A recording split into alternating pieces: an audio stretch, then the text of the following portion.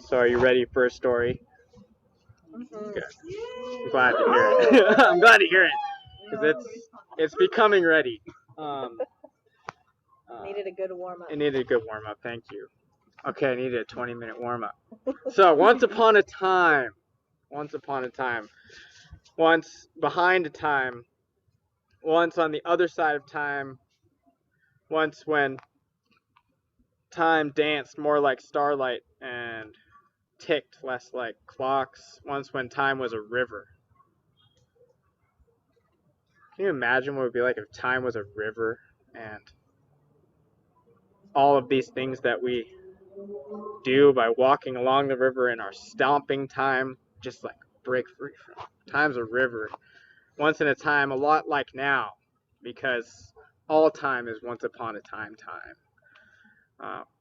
Once in a time like that, in a kingdom in Wales, on the rocky, rugged coast of an island, there was a tower. There was a lonely tower in Wales, and the snow was blanketing the tower and the rocks and the old oak trees, and everything was silent in Wales. And in the window of the tower there was a woman. Her name was Lloyd. Welsh names, Lloyd. And she sat in this window in the tower. Maybe she was burning a candle she had made on the summer solstice to remind her this snowy Welsh winter might end someday. And Lloyd was the daughter of a king and had for a long time refused all suitors, refused to engage in the play of the court in any way, hence the lonely tower in the snowy wood. And Lloyd lived in this tower alone. And through this winter she brooded, and she sat on the eggs of her being, and she brooded, and finally something shifted in Lloyd's.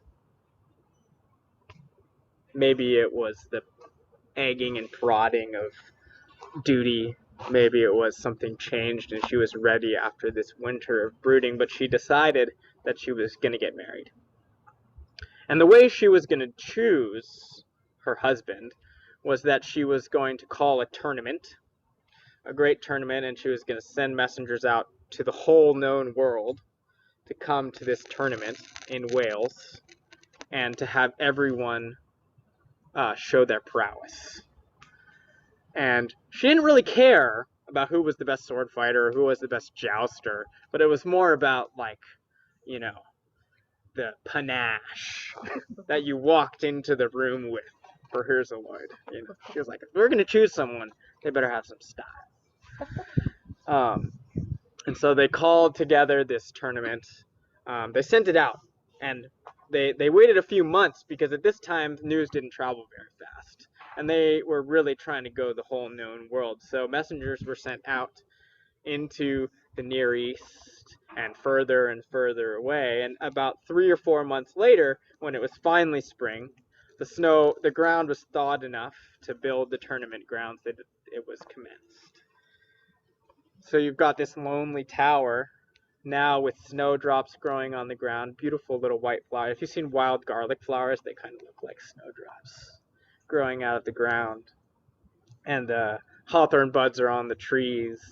And all of these first budding forths of springtime are coming from the land. And the people show up in that kind of finery. Everybody's got their springtime vibes on. Their first beautiful coming out after a long, dark winter. And you've got kings and knights from Ireland and kings and knights from Scotland and big, tall, blonde, bearded fellows from Scandinavia. Everybody's showing up. I can just hear these Vikings walk in and you can just hear their jingling jewelry.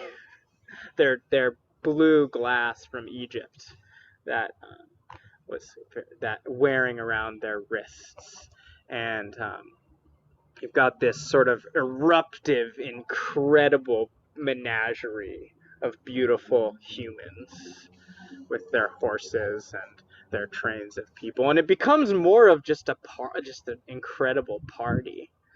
And at some point, a train of people riding incredible horses come riding down the central path into where this tournament is taking place. And for every horse, there is every horseman has 6 flags hanging from their pennant, 6 pennants hanging from their spear, and they're all just glimmering in every single incredible spice color. Just these deep spice colored flags, and deep reds and oranges and browns and whites and yellows. And there's just like this incredible aroma following this train of people who are coming in, and at their head is the most regal of men, the most regal of men. And the train is made up of both Christians and Muslims. It's this inter-religious movement of beauty across the landscape, which is like nothing ever seen in this kingdom at this time. This complete camaraderie and brotherhood following behind their leader, whose name is Gomereth. Gomereth is the king of Zazamank, which is a kingdom in North Africa. And he's leading this train in, and you can imagine the stir. The stir is happening. Everyone's been there for a couple days, so they're getting a little musty, but they arrive with their spice scents and their spice flags, and here's Lloyd and Gomereth they see each other. It's an electric moment.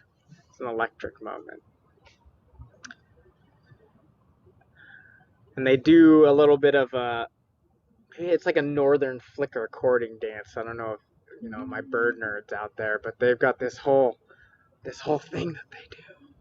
Yeah, but it's only this whole thing that they do to each other, and they stand on top of poles and they jump and do this whole thing. It's this kind of courtship, but it's words and dance and looks and glances and smells and smiles and they fall so deeply for each other in this Vos, what in alchemy would call Vos Bene Clausum, like this well-sealed vessel of an incredible party. They fall for each other, and the tournament just fades out of their minds completely. Who knows? No one knows who won that day. I'm sure it was Lancelot, because he always wins, but no one knows who won, because their love just sent this amnesia out on everyone. Everyone was just floating in this cloud. So Gomereth decides to move into the tower. And his one condition upon marriage is that he's super in love and he wants to be with Hirzaloid. But he also is very much in love with his mentor, who is on the road to Baghdad as a part of the Crusades. And he has to be able to leave when his mentor calls him.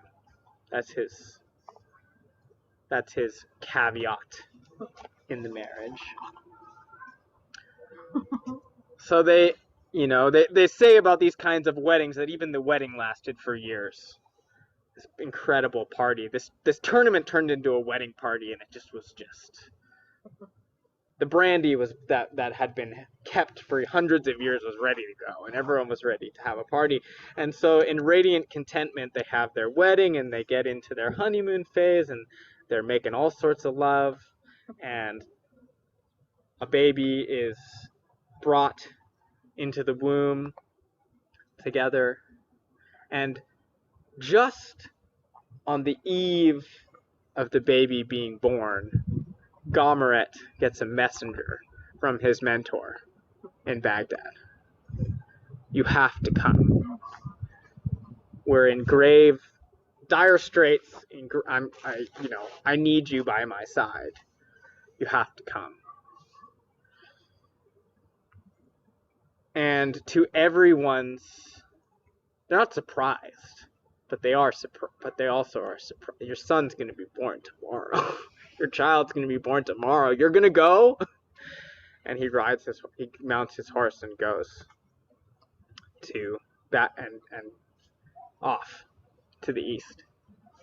And so when the boy is born the next day, she's there alone again with her son. And she sees his radiant face when he is born and names him Beautiful Face. Beautiful Face. And she does her best to raise him in the shadow of the grief of Gomereth, his father, leaving at the beginning of his life, there alone in the tower. Until one day, she receives news from the road to Baghdad that Gomereth and all of his men have been killed. That in a chivalric charge to save his mentor from impending doom, he was cut down on the road. And she spirals from this sort of like containable grief into just sheer agony. And the world falls apart. Her deepest love besides her son, her child, Beautiful Face, is gone from the world. And in that moment, she swears off chivalry and the court and knighthood and mentors and swords and all of it. She says, my family will have nothing to do with this. This is bad, wrong stuff. And so she grabs her son and her attendants, and she takes them and runs deep into the woods. And they make some sort of wolfish den out there in the woods, away from all of the courtly things that they are accustomed to. And they say of that time that despite the limited horizons of their lives, the closeness of the trees, that the wildness of the place was sustenance to them.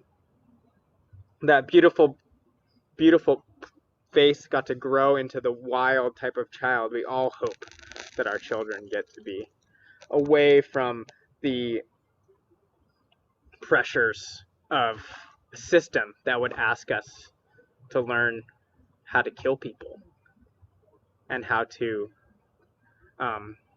be embroiled in systems of obligation and loyalty and feuds and honor. That there's a wild honor that Beautiful Face learned out there that was so much beyond that. And one day, Beautiful Face woke up to the fact that birds sing. Can you remember the first time you remember or you recognize that birds sing? But the forest was filled with the sounds of birds all the time. Even in the night, the owls sing in this kind of wood. And he came back to his mother and he began to speak in this elevated, bardic, poetic enrapturement for the first time at the sound of the birds. And it reminded his mother so much of the speech of court and the speech of the bards that she sent her minions out that night and had them strangle every bird in its nest. This is how much grief and trauma this person is carrying. They strangle every bird in its nest so you've got a silent wood the next day upon waking up. And things return to some state of normal. This revelation and then the crushingness. Maybe Beautiful Face doesn't quite put together that his mother has been a part of what happened. And he grows this way. He grows this way. Happy and content and stuck. And his mother, as he grows, tells him stories about, often mostly about angels and demons, about beautiful angels who will show up in your times of need, and demons who go bump in the night and will drag you away. So this is the imaginal landscape of this child, is populated in this way with angels and demons. And so when one day he's walking in the forest alone and he hears the thunderous crush of hooves running through the forest and the clinking and clattering of metal, his first thought is, the demons they've come. They've come for me. It's over. And he begins to strangely run towards it. I don't know if you know people like that. Fear, okay. But running towards the fear to see what it is. And he comes out into a clearing in the woods, and there's three men in complete armor, mounted on horses with lances, on some sort of quest. And he first screams and puts up his hands and says, please don't take me. I know you're demons. My mother has told me all about you. And to their eternal credit, they don't make fun of this boy. They speak to him nicely, is essentially how it's put. They speak to him nicely, and they speak to him in a courtly way, doing him honor, because they notice his noble countenance, his bearing. And he switched swiftly, in someone with a little bit of a binary imagination. Well, if they're not demons, they must be angels. And so he throws himself on the ground, says, you're angels, like, you're messengers of God, like, you're here. What do I do? How do I serve you? And again, to their eternal credit, they don't make fun of the boy. And they speak to him, and they jest with each other, and they speak to him, and they say, no, we're not angels. We're not angels, we're not demons. We're knights of the Round Table. We're servants of King Arthur and this realm. You can just kind of blank childlike stare, like, what is... No idea. So they speak to him about the court and chivalry and honor and being knights. And as the conversation ends and they get ready to leave, the oldest of them leans down off his horse and gives the boy very confusing and vague directions to Camelot, and says, I see something in you. You might, you could come to Camelot and see what Arthur thinks, and maybe one day you could be a knight. Starry-eyed child. He went from having no idea there was anything outside the forest, really, to like, wow, there's these resplendent, beautifully spoken beings out there who want me to come and be with them. And he goes home and he tells his mother what he's experienced in the forest that day. The whole story. And she flashes through grief and rage and just like, how could I ever have thought we could get ourselves away from this nonsense? Like, it's everywhere. I'm so foolish that we came out here and thinking we could get away. And she lands on giving him advice on how to go to Camelot. And you'll see I think that this advice is aimed at getting him to come home with his tail between his legs. Because here's what she tells him. If you're going to go to Camelot, Arthur is all about humility. So we've got to find you a donkey. He says, but they were riding like really big, beautiful horses. She says, no. Arthur's going to think you're full of yourself if you come on a horse. You gotta ride a donkey. She said, okay, now, once we've got the donkey, you gotta go get a sack of potatoes. And you're gonna empty out the potatoes and cut 2 holes in the sack. And the only thing you will wear is sackcloth. And a hood, and a sackcloth hood and a sackcloth tunic. And you'll ride on your donkey. And he tells her, and his mother tells Beautiful Face, if you come to a river, never ford where the river is muddy. Always ford in a shallow place. Solid advice. Good idea. She says, always listen to the advice of gray-haired elders. Pretty solid. Good advice. She says, endeavor to get the ring of a noble woman and do it any way you can. And above all, I'll be here when you come back. I'm your mom. I'll be here when you come back. And so Beautiful Face gets up on his donkey in his sackcloth, armed with the advice of his mother, and begins to go through the forest.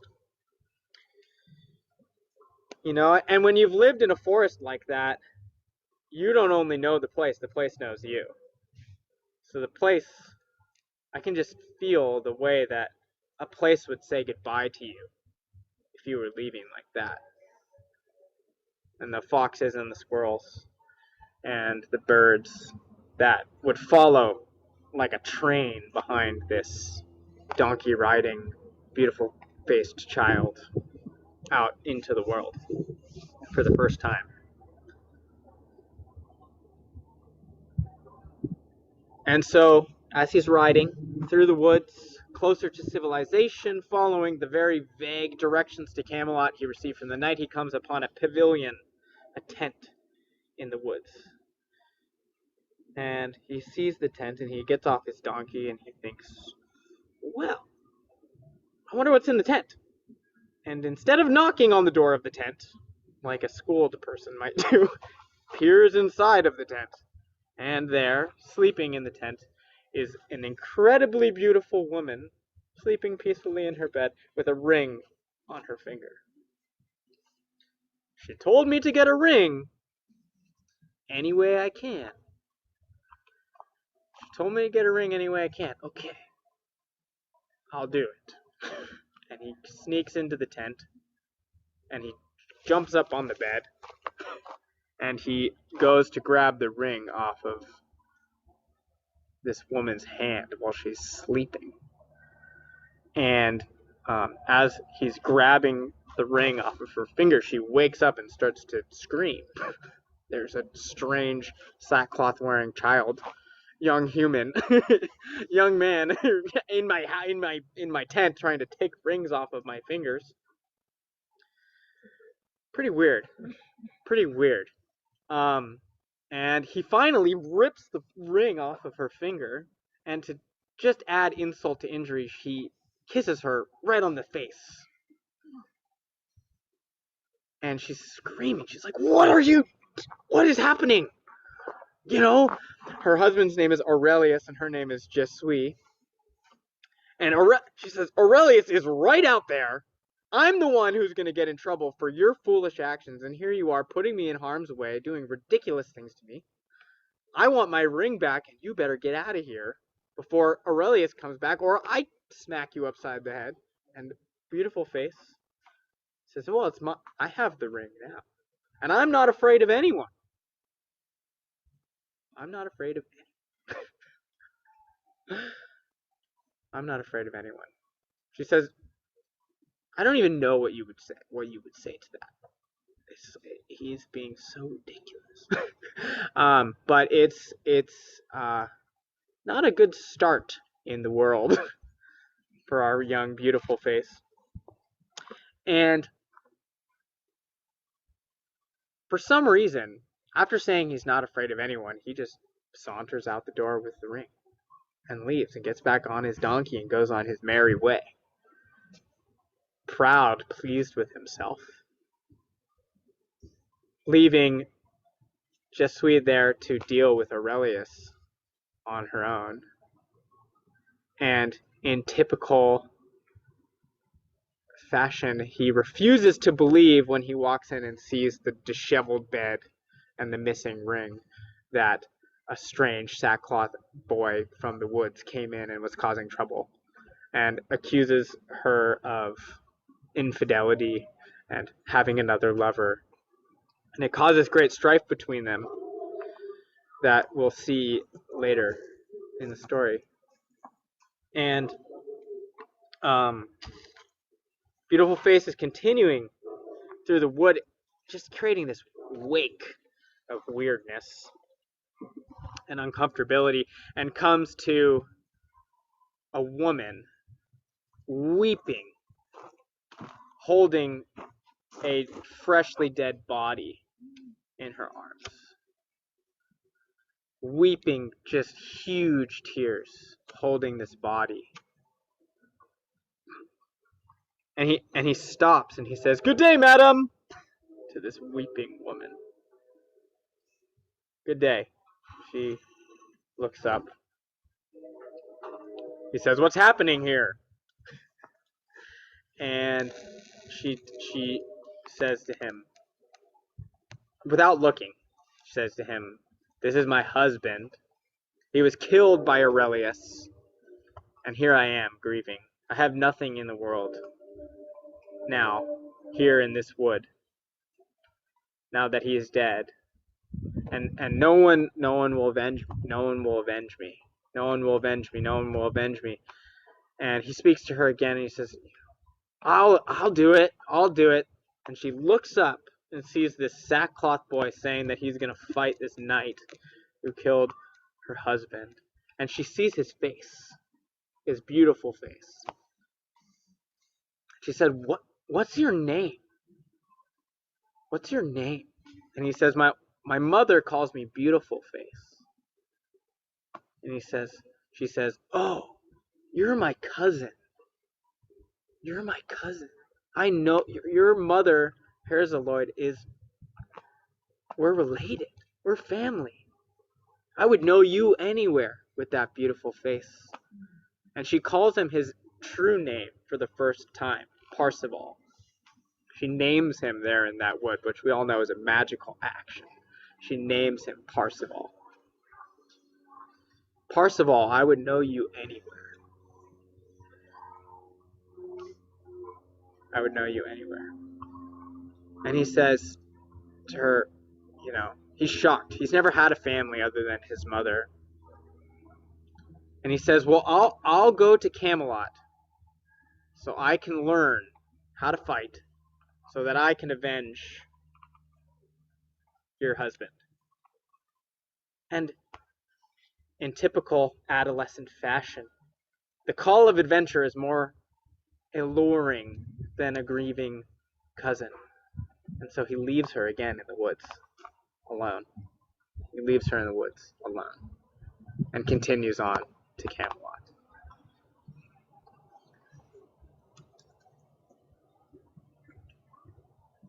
The edge of the wood comes much sooner than we might expect.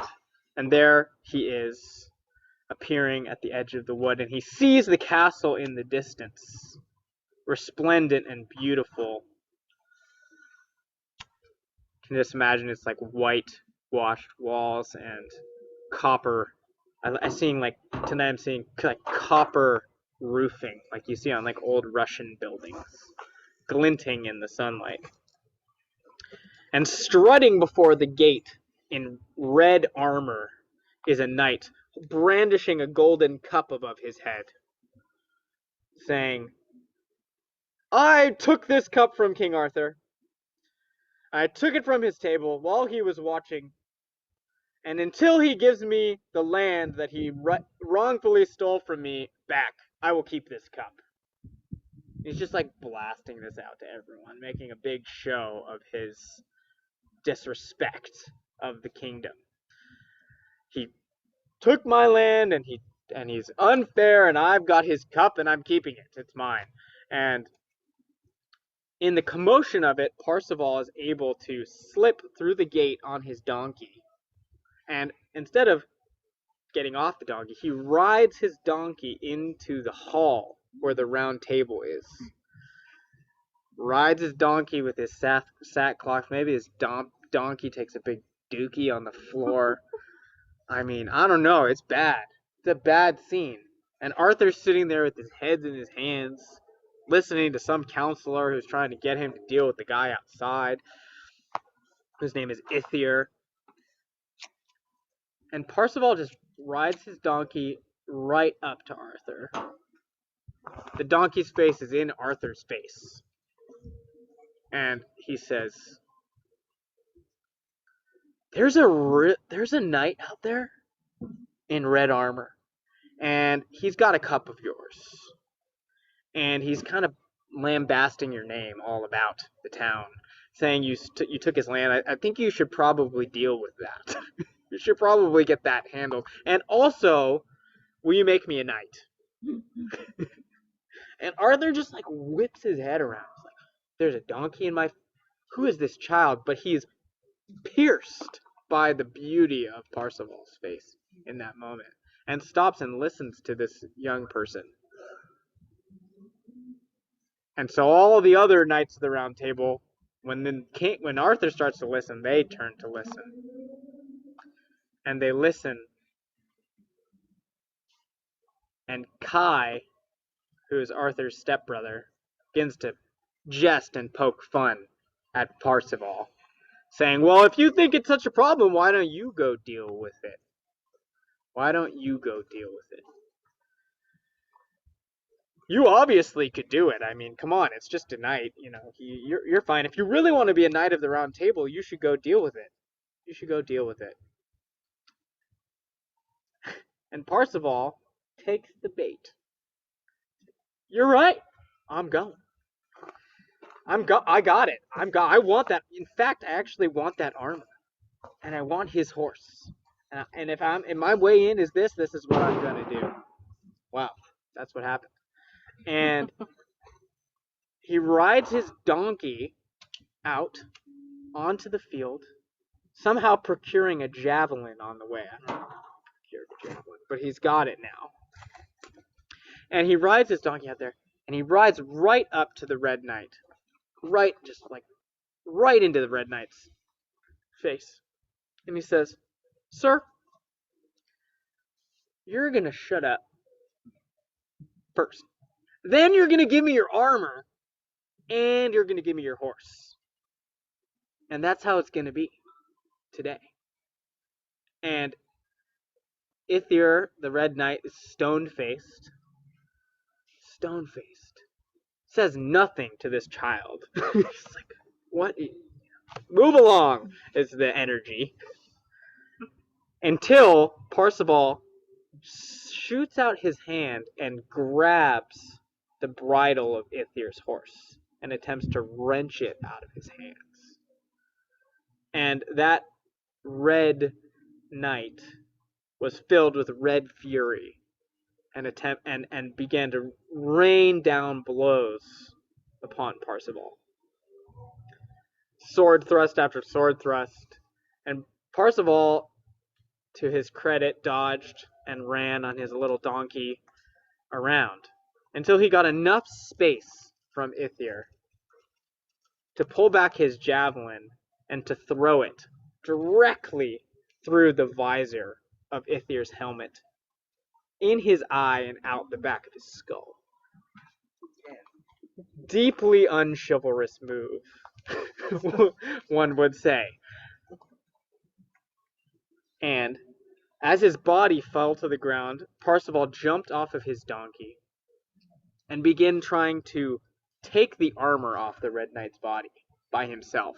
never having touched armor in his life. And so he's dragging this corpse around the field, trying to pull off the pieces of armor so that he can have them, pulling Ithir's body around, creating just a big mess and a spectacle, and people are watching him do this until a squire from the company takes pity on him and comes out and helps him take off the armor just so it'll end.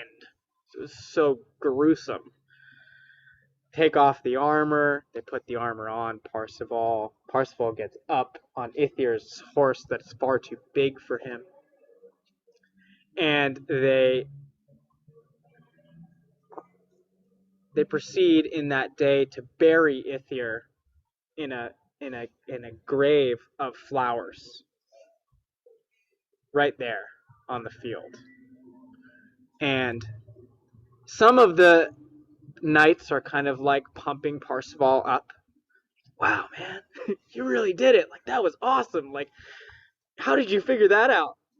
And other of them are like, that was, I don't know if we're going to condone that move. That was pretty lame. Like, that was our friend. And that was not, that's not how we fight. That's not how we fight around here. And Guinevere comes out, grieving, walking in the procession for the funeral, and she turns on Parzival, and she just unloads her judgment and her shame. The shame she feels at Parzival wearing Ithir's armor when Parzival killed Ithir in such a shameful, unchivalrous way. And in response to the sovereign laying shame upon him, he bolts on Ithir's horse into the woods, deep back into the woods out of court, and disappears. He wanders for who knows how long. 3 days in a myth could be 300 years, and he wanders in the woods for some time until he comes upon a man sitting under a lime tree deep in thought in front of a small holding. And when Parzival rides up, his shield that's too big for him is hanging strangely off his back. His sword is not scabbarded properly.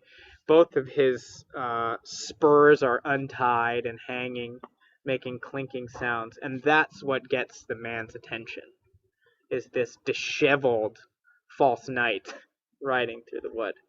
And his name is Gurnemanz. And Gurnemanz, to his eternal credit, looks up and sees a mad young wolf who needs some tutoring. And so he invites Parzival to live with him and become his student. And so for a time, every day, when they're not training with swords and training with armor and training with their minds and their bodies, Gurnemanz and Parzival sit, and Gurnemanz trains Parzival in the art of the court and the art of chivalry and the rules of honor that someone is going to have if they're going to wear armor like that and ride a horse like that. Yeah. They're going to ride a horse like that and wear armor like that. And he tells Parzival this: couple your daring always with mercy, especially on the battlefield. He says to never lose your sense of shame, which is a really interesting bit of advice. He says something like, every time we lose our sense of shame, it's like a feather that is the good quality of our soul dropping off of our body. And maybe shame meant something different than it does to us. And he says to never forsake a cause that you take on, and to never don't ask too many questions. Don't ask too many questions. This is a very long story, so I'm just gonna start to get us where we're going. And so their tutelage goes on in this way for the time that it needs to go on in this way.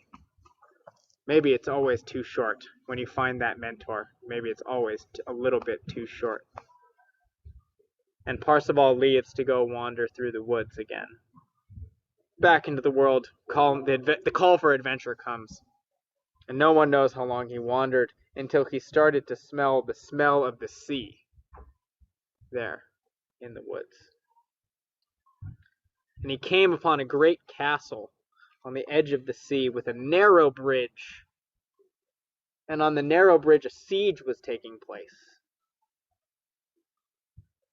And so awed by the look of Parzival's beautiful face and his gleaming red armor were all of the people on the field that they let him walk through the siege untouched to the door. And he knocked on the door 3 times. And after some convincing, they opened the door and they let this random, beautiful red knight into the castle in the middle of a siege. And he's brought to the lady of the castle, whose name is Conwiramers, Conwiramers, and her name means the guide to love. So we can see where this is going. Parzival is brought in front of Conwiramers, and she begins to speak to him and ask him questions about himself, and he answers, and he never asks any questions about her. He never asks any questions about what's happening with the siege. He just talks about himself. In this moment of their meeting in the middle of the day. And he's taken to his room and he falls asleep. And in the middle of the night, just as the full moon is peeking through the window, his eyes open and he sees Conwiramers standing above his bed. She must have been feeling some things if she's going to come to his bedroom in the middle of the night. And she stands above his bed and looks down at him. And he says, "Well, should I get out of bed and you can have the bed and I'll sleep on the floor?" Question.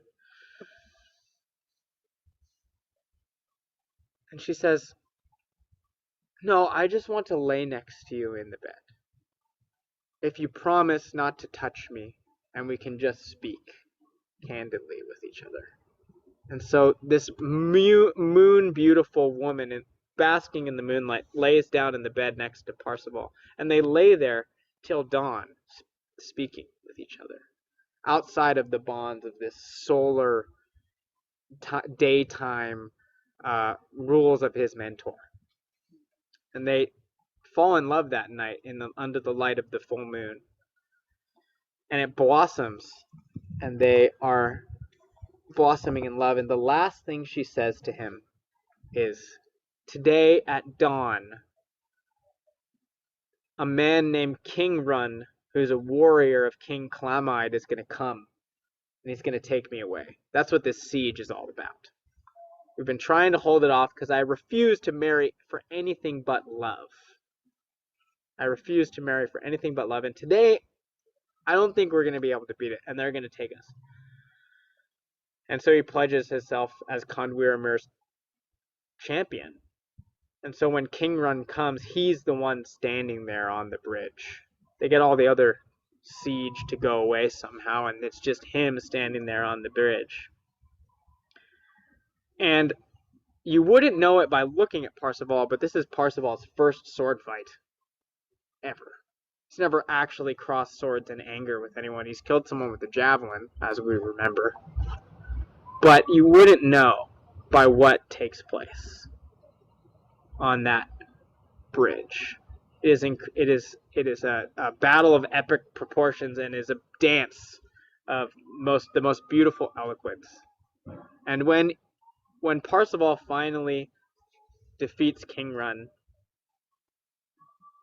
Gurneman's words come into his head: "Let mercy and daring go together." And so he stops, and he sends King Run back to Camelot to be in service to the kingdom. That's the defeat. Go be of service. I'm not going to kill you. And King Ren leaves. So we'll see that this becomes Parzival's signature move. Send them to be of service. The siege is broken. A wedding takes place. Radiant contentment. Months of love. And just like his father, something happens to him after a few months of sitting still and being in the love nest. An adventure calls, and he can't say no. And he says to Conweramers, I really need to go on an adventure, and while I'm out there, I'm going to go find my mother. And I'm going to bring her back. Because our love is so great. Wouldn't it be great if she was here to share it with us? Like, my mom, I love my mom. She's great. She should be here. She should be here. So he leaves to go find his mom. And in the intervening time, Conweramers realizes she's pregnant with twins. And he's gone, looking for his mother. Traversing the forests of the world, looking for his mother. Looking for his mother, and he gets deeper and deeper into the dark wood, and he comes upon a lake in the dark wood. A lake in the dark wood. Ringed with trees.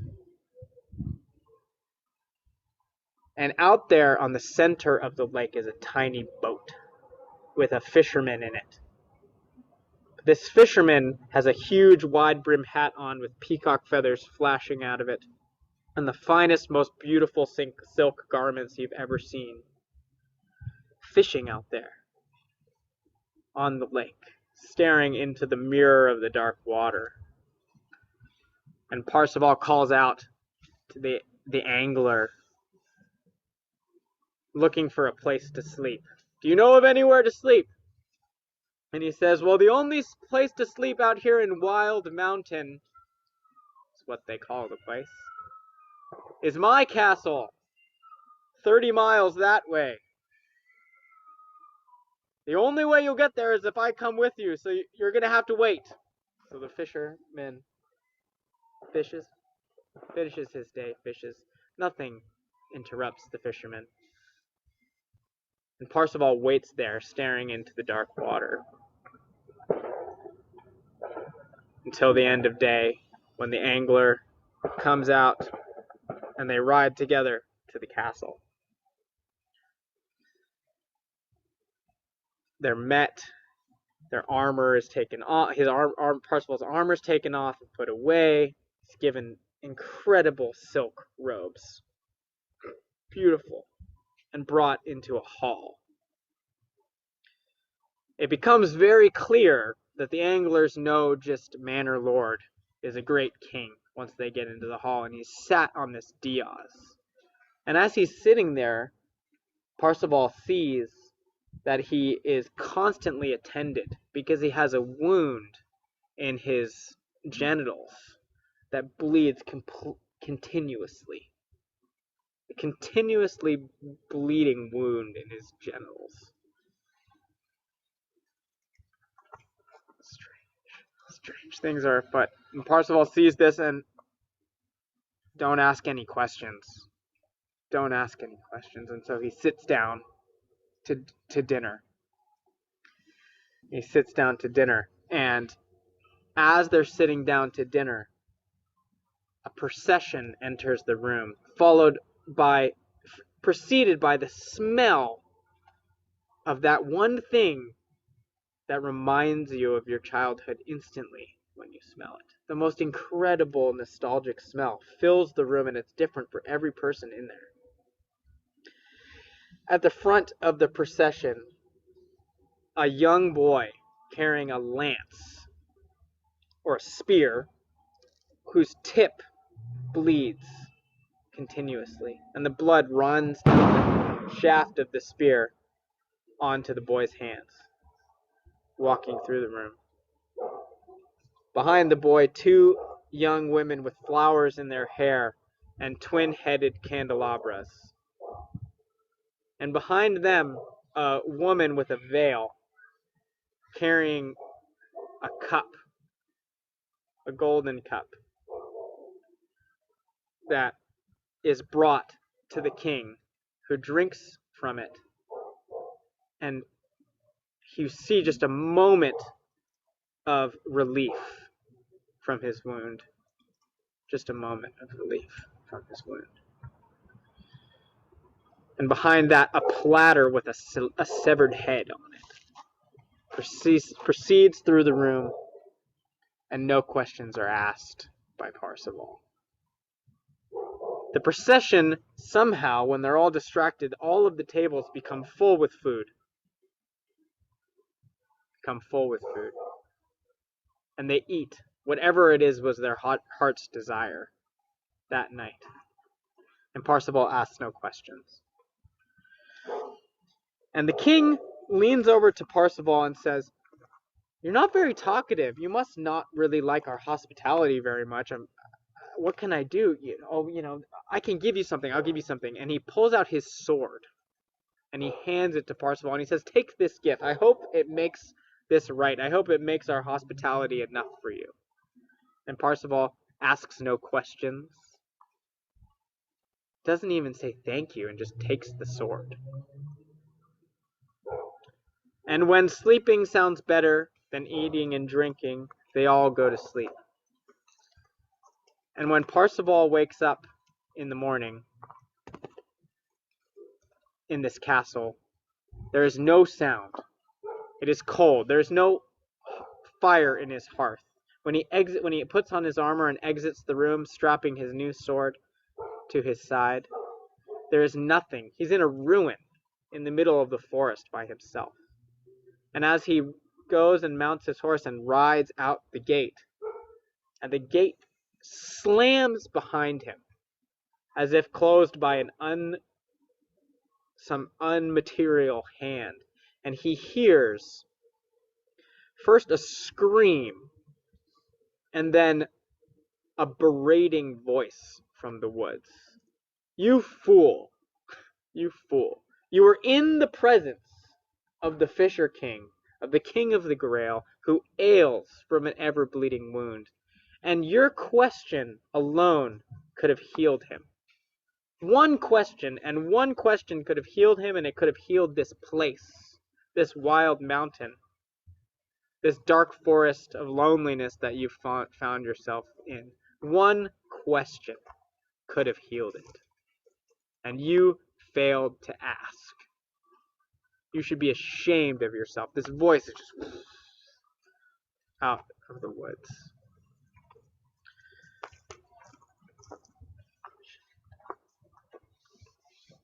This voice out of the woods. And Parzival dove into the darkness of the shame of that voice, losing himself in the forest of Wild Mountain, in the darkness, in that enclosure of deep dark wood that he was so accustomed to as a child, mulling over this encounter that he failed to meet. And they say that every once in a while Parzival would get a glimpse of Wild Mountain out of the corner of his eye, and get a glimpse of the Grail Castle out of the corner of his eye. But tonight, he never got back there. And tonight, he never asked the question. And so that is the end of that story.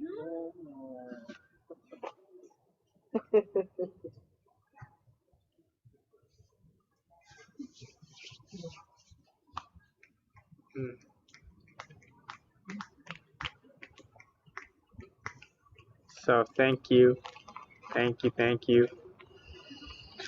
The practice that we do here when we hear a story is to feed it, and it comes from Danny Deerdorf, who is what was and is through recordings an incredible storyteller from Washington, and he would put forward, right, that sometimes a story, we need stories more than we need bread. Sometimes a story can feed our lives in a way that food cannot. And that if stories are feeding us, that means they're things, they're beings, and beings need to be fed too. So one way we can feed a story is to show it, mirror back something beautiful about it to itself, to tell it that it was heard. So the practice is to find something that's stuck in you, some image that's in you, that's with you, that's alive with you, that's haunting you, that's smelling you, one moment from the story, and just to like give it some breath by speaking it into the circle. And my friends on Zoom, you can say it out loud in your room. If you're with someone, you can say it loud to each other, or you can type it into the chat and I'll read it out loud. And we'll just do that for a little while in service to closing, and then I think Kiara's going to sing a song.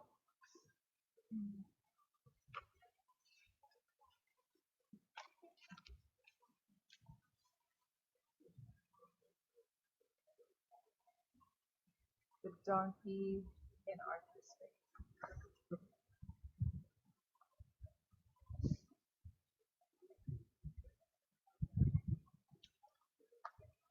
Love was so much panache and it rendered the tournament background. That moment where Pascal's mom was like, "Came all the way out here to the woods to escape this thing that's everywhere that we can't escape. Okay, I'm gonna send you off."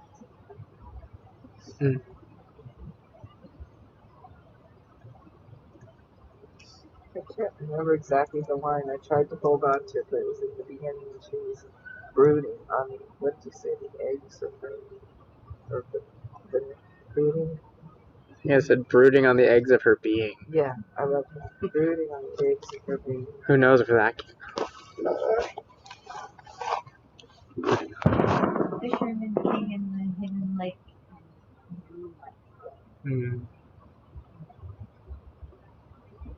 Got blue Egyptian glass beads and spice flags, robbed by a child in a sack.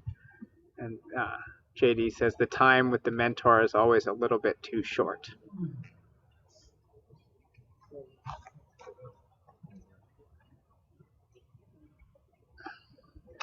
The moment of the mother being so torn apart by grief that every bird has to be strangled so that she's not reminded of her pain. That's really what's tonight. And the ways in which we do that. It's about you lose your sense of shame for beautiful birds and feathers. The grief that comes with the loss of a life.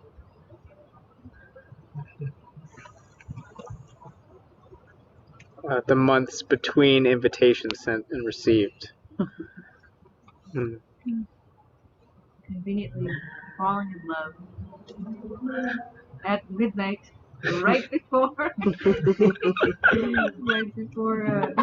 unwanted suitor comes. Don't it sometimes happen like that?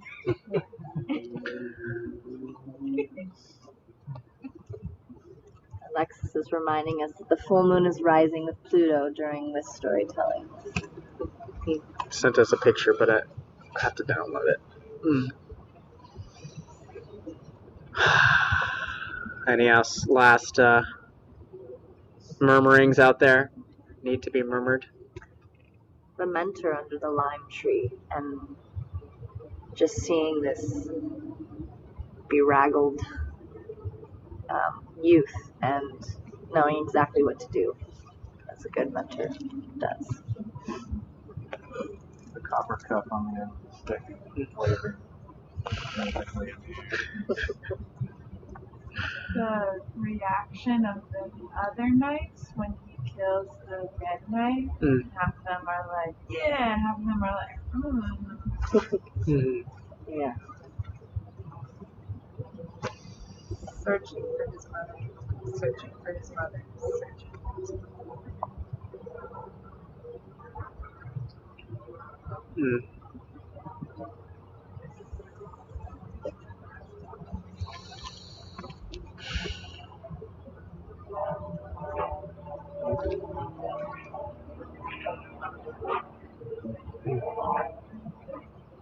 Yeah. Well, I'm just so grateful. Thank you for all of that. I feel like the story is well fed, and I feel well fed by you mirroring that back. And I just send my thankfulness out to the other 2 hours of that story that didn't land with us tonight. You have to come back for And episode 2. mostly just in the learning for me that it's okay. Sometimes it's okay to end groping out there in the dark wood. You don't need redemption always. And Jesse says the boom of the firework while the boy was carrying the blood-soaked spear. Yes, every time we talk about a magical artifact, the fireworks go off. Things are happening. Yeah. It's a synchronicity now. Yeah, there's firework divination like magic here. Yeah, it's true. Awesome. So thank you all so much for coming in the Zoom and in the world and in the Zoom world.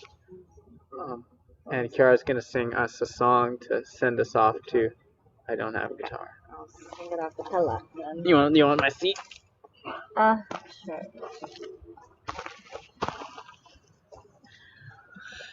There's a blanket back there. Thank you. Well, this song was working on me. This story was working on me all day in its ways, and I was waiting for a song to come, and this is the one that kept coming. And so as I was sitting here listening to the story again, I realized this is a very old English song called Hares on the Mountain, and maybe it says a little bit of something about the loss of chivalry. So I'm playing with that idea as I'm singing it tonight.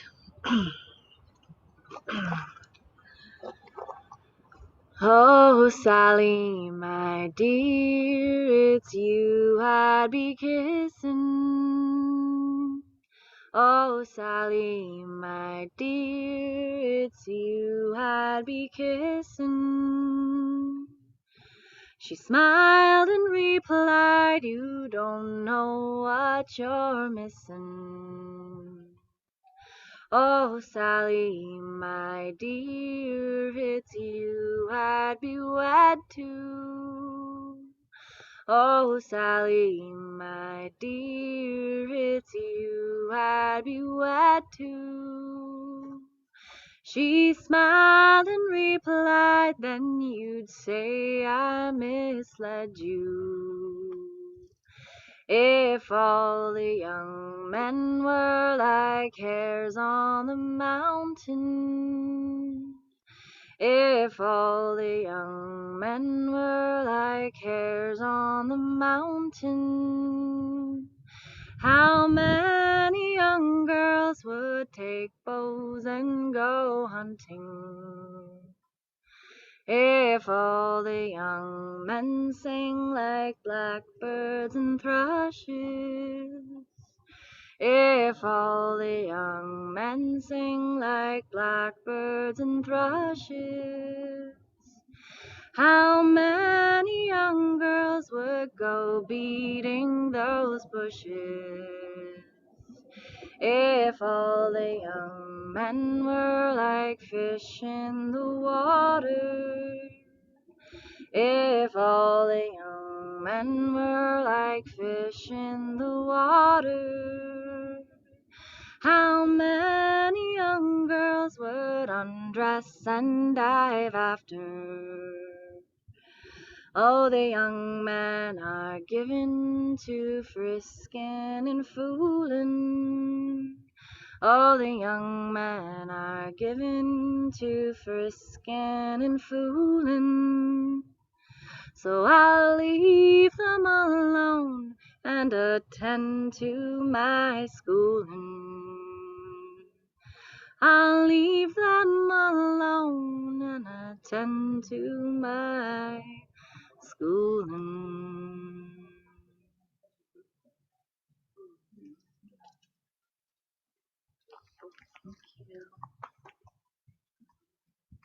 Okay, close this out. Thank you all for being here.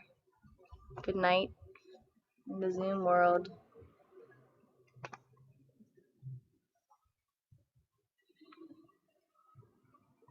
Bye-bye.